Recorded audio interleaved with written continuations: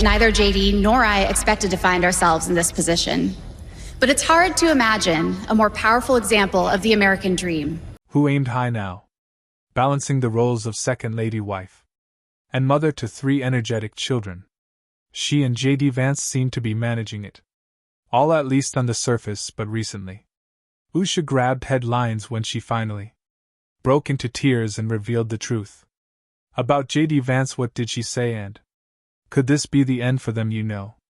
Obviously this is like nothing we've done before. Join us as we dive into the full story early life of Usance to fully understand why Usance broke into tears and what was revealed about her husband JD Vance. We have to go back to the very beginning of 1986, when a bright and determined girl was born in sunny California. Isabella Chilukuri entered the world on January 6, 1986 in a peaceful suburb of San Diego County, California. Her parents, Krish and Lakshmi Chilukuri, had come to the United States from India in the 1980s, carrying not just their cultural heritage but also an unshakable belief in the power of education. They were part of the Telugu-speaking Brahmin community known for its academic rigor and intellectual tradition, and with parents like hers,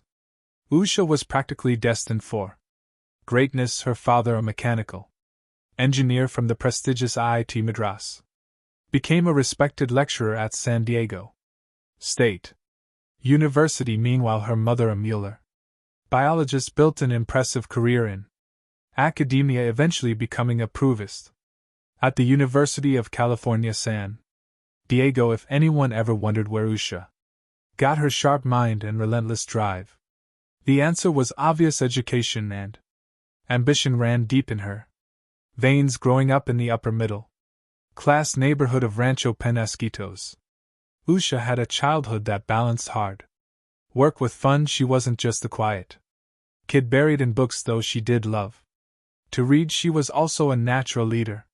Friends from her school days at Mount Carmel High School remember her as someone who was always on top of things, whether it was leading a team, playing the flute in the school's marching band, or acing her classes. But Usha wasn't just about academic success. She had a heart for service. Too, she spent time volunteering in local elementary schools, guiding young girl scouts, and even serving as editor-in-chief of our Education and Education Policy publication.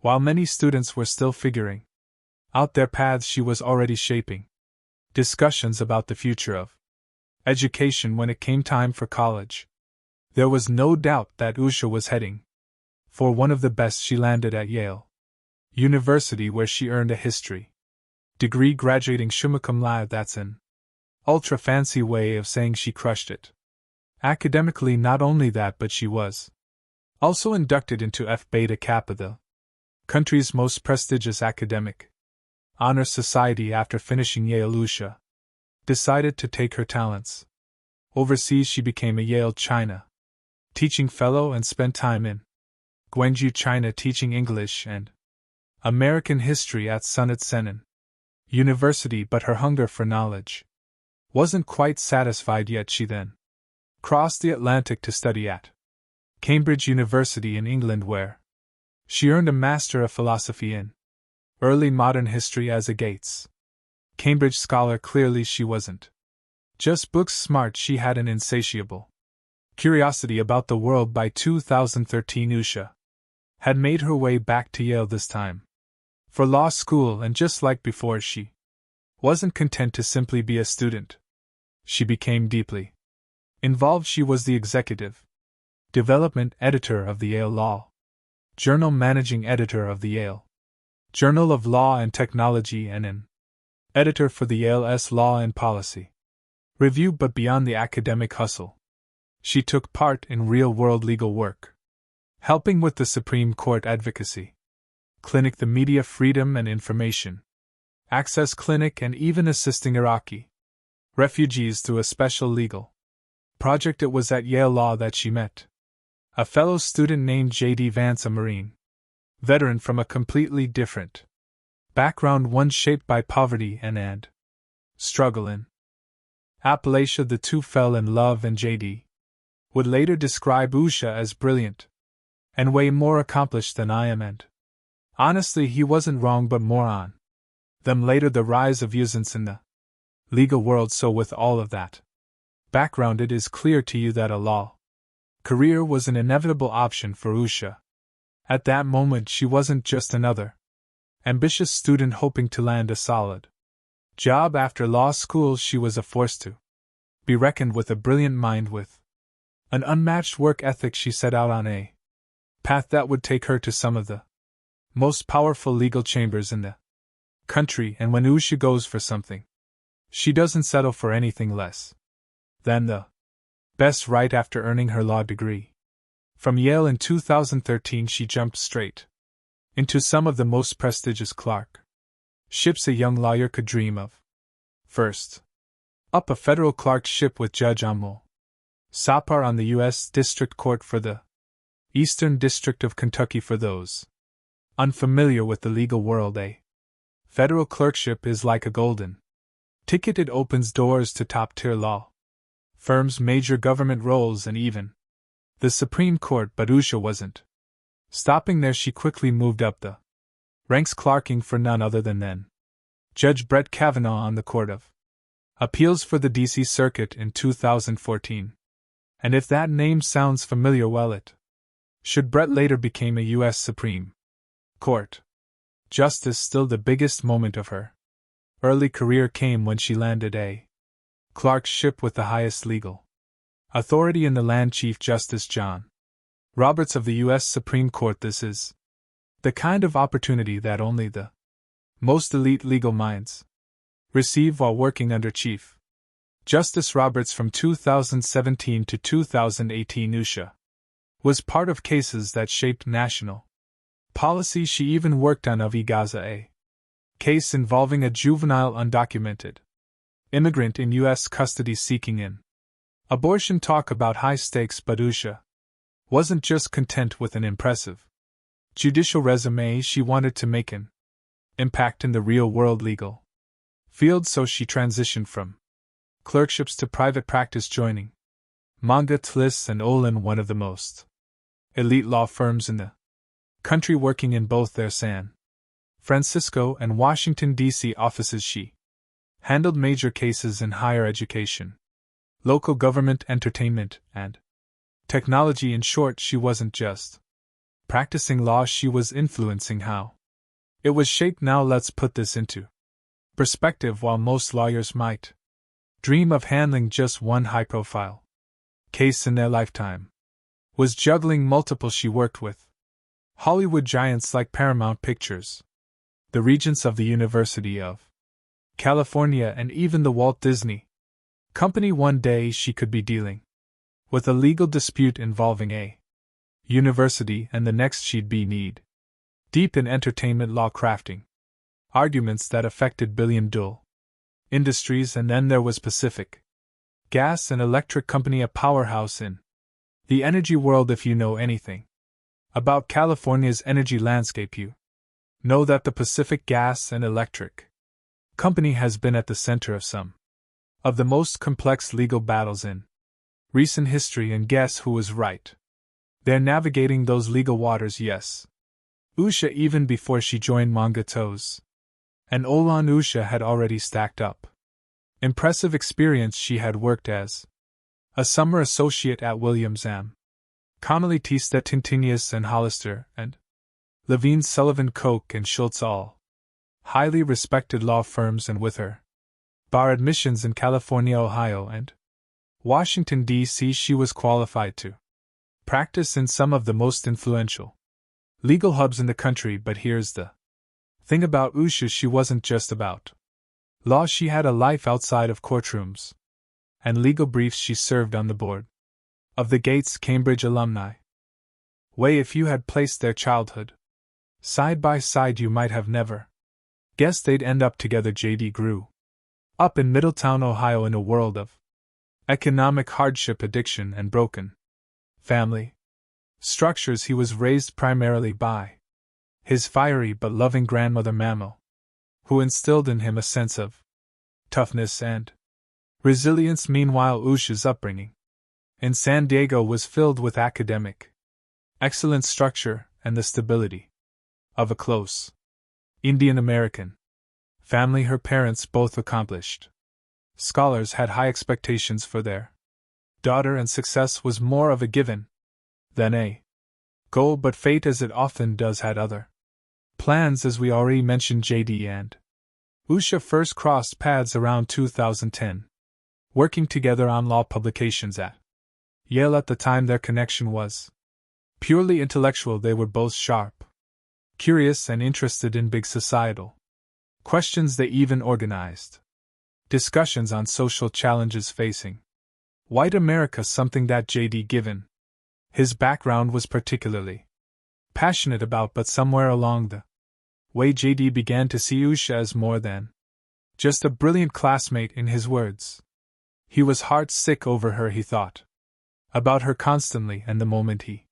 found out she was single, he knew he couldn't waste time. He asked her out, and just like that, their friendship turned into something much deeper. Now, let's be honest, relationships in law school aren't exactly easy. Between endless studying, job interviews, and high pressure environments, most students barely have time to sleep, let alone fall in love. But Usha and JD made it work, and through late night conversations, debates over legal theory, and probably a few stressful exam seasons, their bond only grew stronger. Of course, like any couple, they had their fair share of challenges. JD has been open about the moments of frustration and growth in their relationship. He once stormed out of a hotel room after a bad job interview, feeling defeated and overwhelmed. Usha, always the level-headed partner, made it clear it's never acceptable to run away. That's the kind of grounded wisdom that would come to define their marriage. By the time they graduated in 2013, it was clear they were in it for the long haul, and in 2014 they made it official.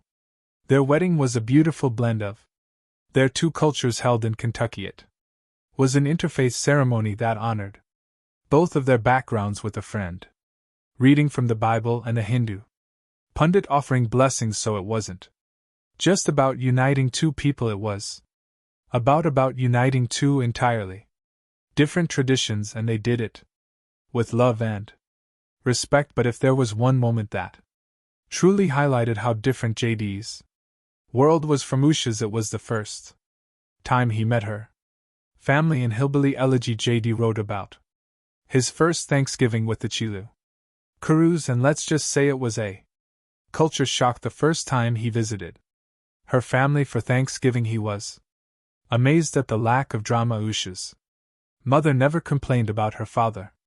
Behind his back, there were no accusations that close family friends were liars or backstabbers, nor were there any heated arguments between a man's wife and the same man's sister. For JD, who had grown up in a home where family gatherings could quickly turn into battlegrounds, this was a revelation.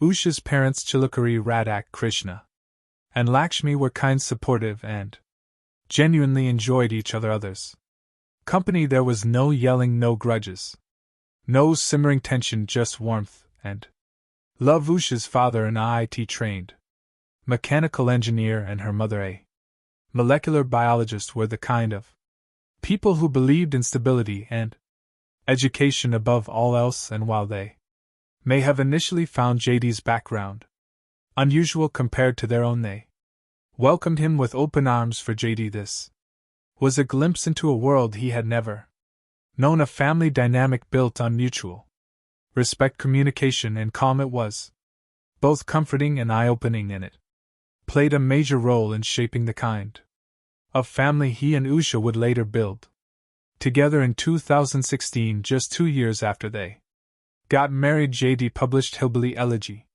the memoir that would catapult him to from sleepless nights with a newborn to juggling careers and cross-country moves. Their family has been through it all, and yet through the chaos they have built a home filled with love, learning, and a whole lot of laughter every first time.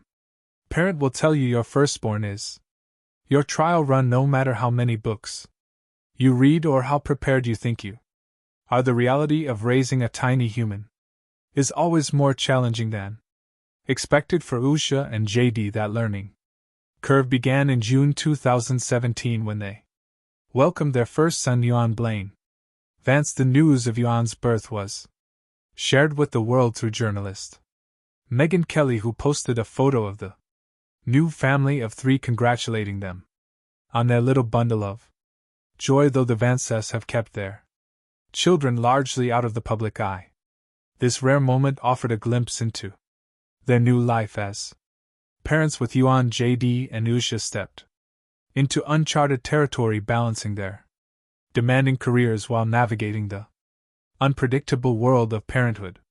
Sleepless nights, first words, first steps.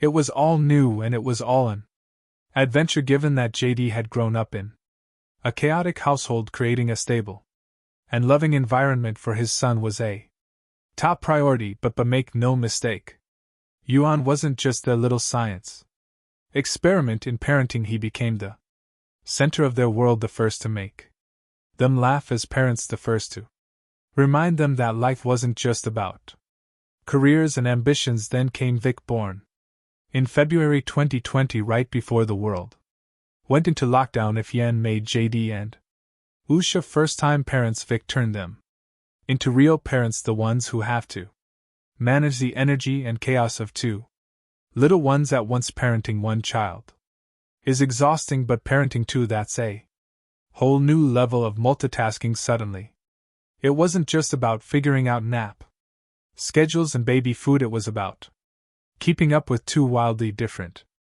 personalities under one roof. Vic's birth also coincided with JD's rising political career, which meant that while JD was making public appearances and writing about policy, he was also keening in diaper changes and toddler tantrums. In February 2024, JD made headlines when he spoke about missing his son's 4th birthday due to Senate responsibilities. Instead of being home for dinner, he found a creative way to send his love reading of the places you'll go on the Senate floor, and inserting Vic's name into the final verse, a touching moment that showed even in the mid-em of political debates and legislative battles that JD's heart was always with his kids, just when they thought life couldn't get any crazier.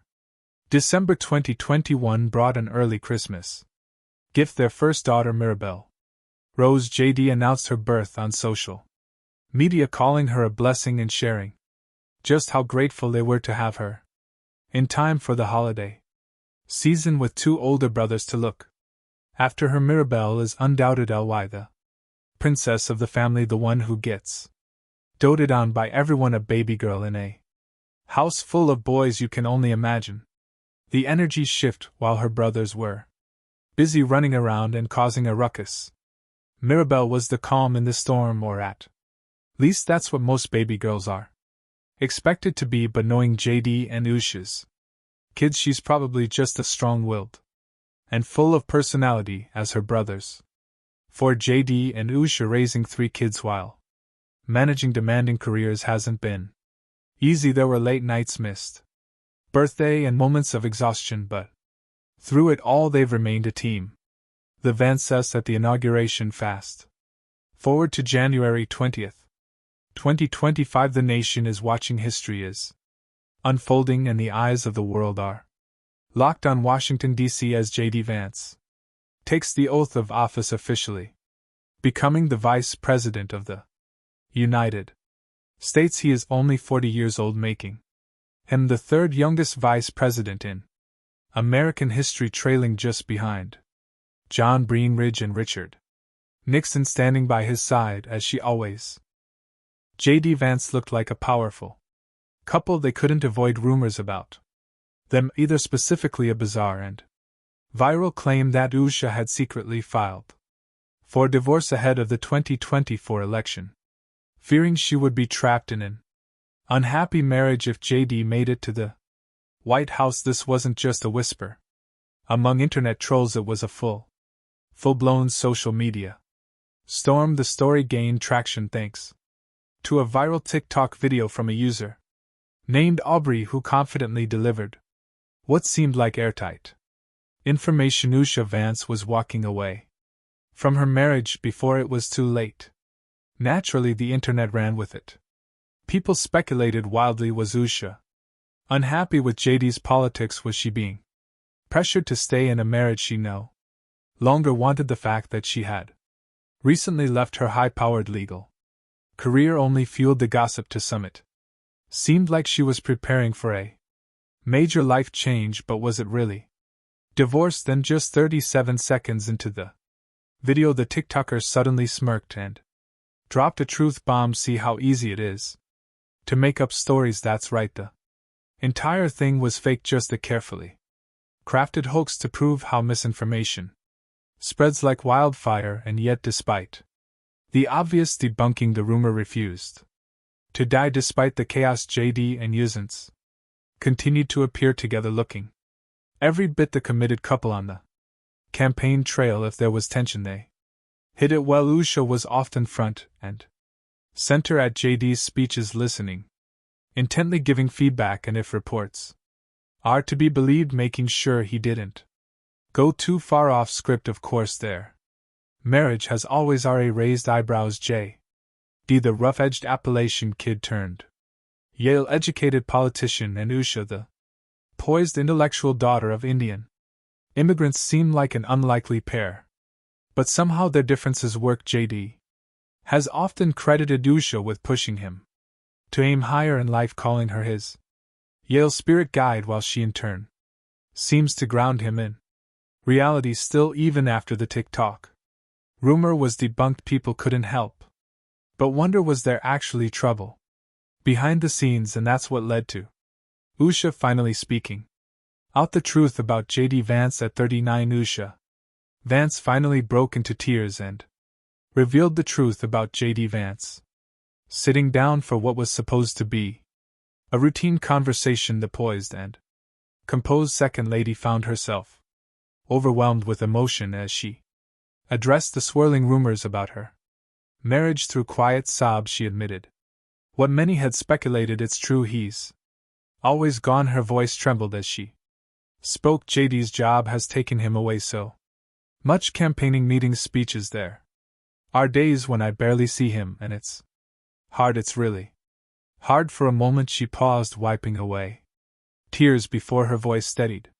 But the thing is, I can't imagine my life without him. Usha went on to explain that after so many years together, they had built a rhythm, one that wasn't always perfect, but one that worked for them. We've been together for so long that we just know how to be. This is our life, and we made this choice together. Then, just as the weight of her words settled, a small smile broke through. Her tones softened, and in a moment of warmth and humor, she admitted with a laugh, I'll confess I can't stand him when he's too caught up in work, but I love him, and I always will. It was the most honest glimpse into their marriage, yet imperfect, challenging, but undeniably full of love. Do you think it's fair that one partner often has to make career sacrifices in high-press marriages?